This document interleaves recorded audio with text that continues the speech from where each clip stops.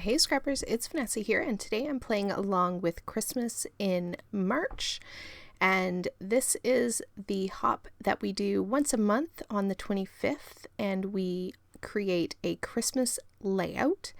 So for my layout today, I am using a whole bunch of different pattern papers. A lot of them were scraps, and then I have two pieces of full-size pattern paper. This one here, which is from the Hip Kit, and then I have a gray piece of cardstock that I'm going to mat that plaid paper on. And then I'm going to go ahead and first I'm going to take the center out of this gray cardstock because I do want to also use the center portion of this cardstock to frame one of the other pattern papers that I'm going to use on this page. So there's lots of layers of pattern paper on this page, and surprisingly I'm not using a piece of white cardstock, nor am I doing any mixed media. So I'm definitely playing around with using a bit more pattern paper for a couple of my layouts recently. I think in part I was a bit short on time, so waiting for mixed media to dry was not something I had time for, as well as I really just wanted to use up a lot of pattern paper and some scraps, and so I ended up trying to do some pages that don't have white cardstock, which is kind of nice every once in a while to change it up, since I would definitely say my go-to is a lot of white cardstock. So there you see I have all those background layers all layered up.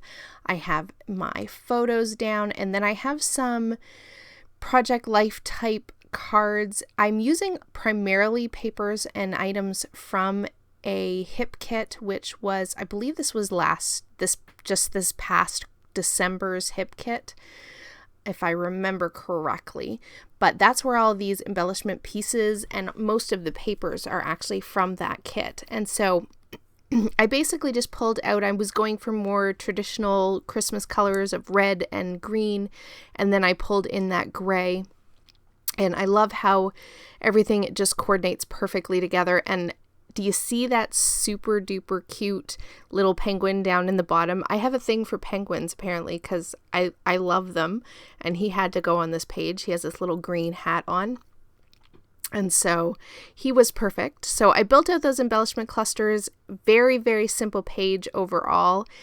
Just lots of layers behind my photos, and then the two Project Life cards kind of frame out my two photos, and then three embellishment clusters that kind of just bring your eye into those photos.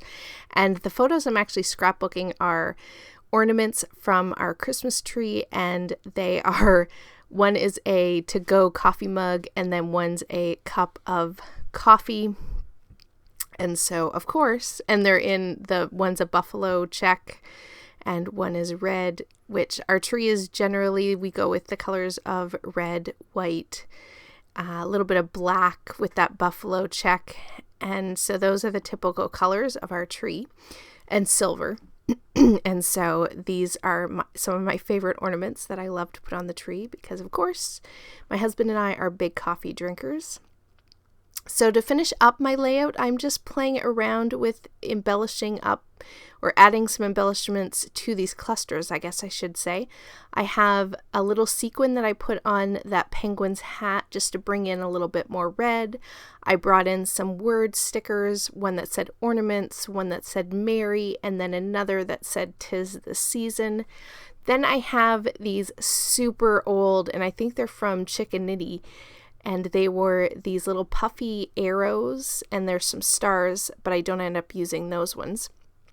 And I just put one of those arrows in each of my embellishment clusters, and then I'm working here on my title.